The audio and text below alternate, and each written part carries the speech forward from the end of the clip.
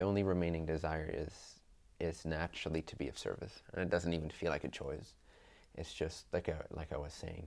I described this difference between a personal consciousness, a shepherding consciousness, and finally a mirroring consciousness. Yeah. Shepherding consciousness, my definition of that would be where it's no longer just about you. And it depends on which level we're talking to, but at some point you realize that the spiritual journey, it's not just about you.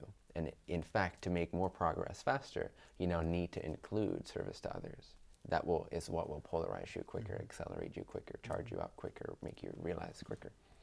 So as we begin to really embrace the fact that we are the collective and we're not just one physical body, we are the all, our priorities start shifting.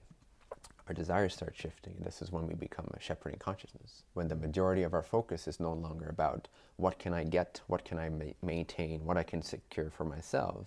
It's no longer fear-driven, it's love-driven and service to others-driven. That's that shepherding consciousness. Now the shepherd at a certain stage can tap into an even more profound freedom or emptiness of self, which will result in what I call mirroring consciousness. At that point, it's like there's no one driving the bus. It's like you're completely empty, and what you call the body and the mind sort of appears on the periphery of your sense of awareness, but it's hard, you can't call it real. It's extremely dreamlike. It's empty of anything that you want. What then happens is that your physical, mental, emotional, spiritual bodies, they become mirrors. And so naturally, they detect benefit with clear intelligence. And this can look like anything. Yeah. To an ordinary person, I may look like an asshole sometimes in the way that I express myself. But that is driven by an intelligence that there is no I to argue with that. It is super precise. It's incredible. I wish I could put it on film for people to see how this operates. Project onto me that I have certain feelings and emotions and triggers and desires.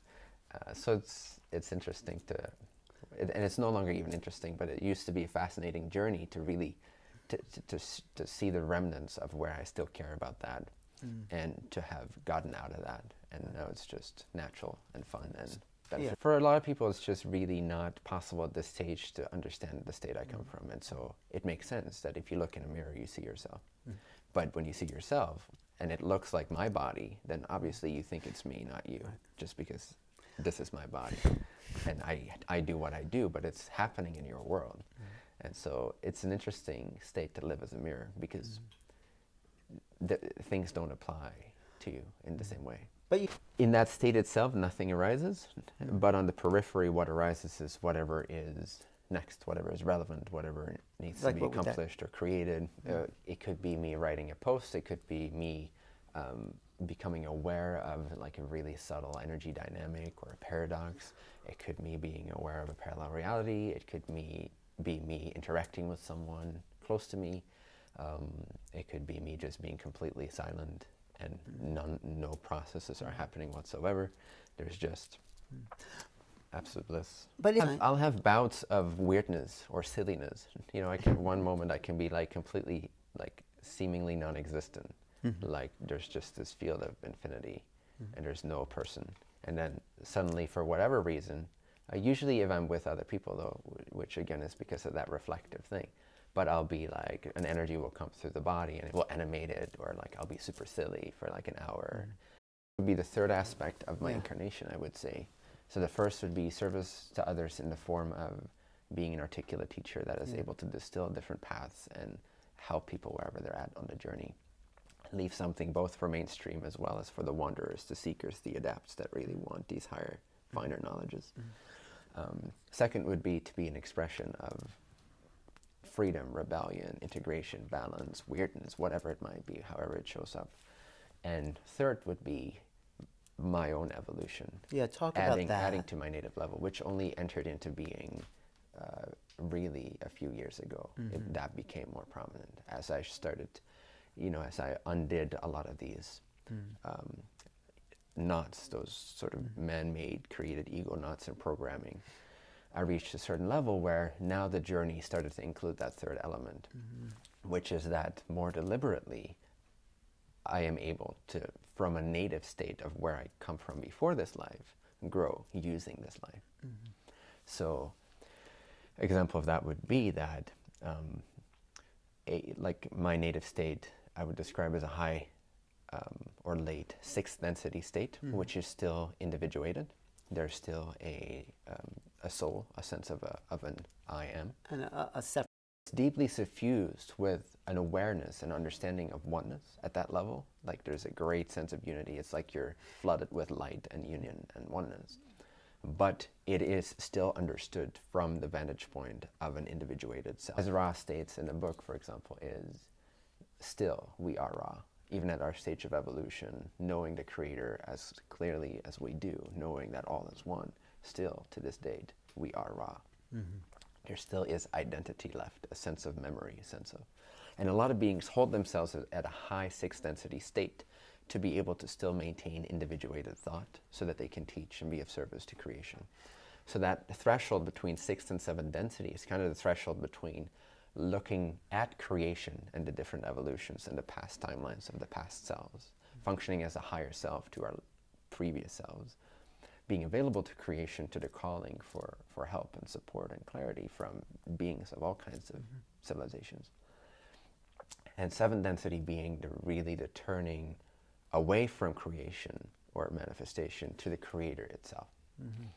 And at the expense of individuated thought, at the expense of memory, at the expense of individual nature. And so in seventh density, that's the journey to really becoming the awareness of all that is and losing oneself in the process. That's what's been marinating more recently for me. And then eighth density would be where the ocean of allness disappears back into the one original, infinite, indescribable perfection, absolutely devoid of manifestation of any kind. I often get this, you know, some questioner will rise up in the audience, especially if they haven't been to my meeting so much, and they'll say something like, yeah, but, or at the other retreat I gave a few weeks ago, someone said, but aren't we here to experience the flesh? Yeah. You know, like I often get that response. And no. You say no, we're not. not. No, we're not. That's not the main intention. I feel that's a human distortion, and it's a fear projection onto the higher levels of losing what currently gives you relief. But when you actually integrate those higher levels, you understand that the reason for being here is not to enjoy the flesh necessarily. That just sort of comes along with the package. But that's not the pre-incarnative intention for most people. There may be exceptions where the life is about exploring that particularly. But for most people at this timing on Earth that incarnate here, the intention behind incarnating is not to enjoy the flesh. It's not to smell a flower. It's not to taste food. Those are just natural results. They come with the package. But it is to learn, to share, to expand, to grow rapidly, to be under rapid fire of catalyst and challenge, and to wake up as much as we can. That is the joy. That is the expansion. That's the usefulness of this short lifespan, this artificially shortened lifespan of the human physical entity. And so I go to nice dinners, you know, I enjoy a cigar and a good whiskey and a good conversation. And we should have had an interview over it. Yeah. Occasionally I enjoy playing video games, watching movies. And so there is that which comes with this dreamscape that we're in, but it shouldn't become a reason for putting your attention on it all the time. It just happens. It's just natural relief and balance and joy and fun. The ideal attention span is rested in the question, why am I really here? And you'll find that 9 out of 10 times, more than 9 out of 10 times, the answer is not, you're here to experience the flesh, or enjoy the flesh, or smell a flower. You are here to learn something. There's certain parameters within this life that you have set up for yourself to attract certain catalysts, certain challenges that force you to expand yourself. And even if you're a wanderer and you no longer need this to advance so much, it still is a very useful place to be of service, and thus then actually advance. Wanderer. It's a term from the Law of One, but what people would call light bringers or old souls, or basically a being that has already gone through this third through fourth density transition. They're natively speaking beyond where humanity is at, but they choose to incarnate as an act of service most of the time, as an act of love and their own progression.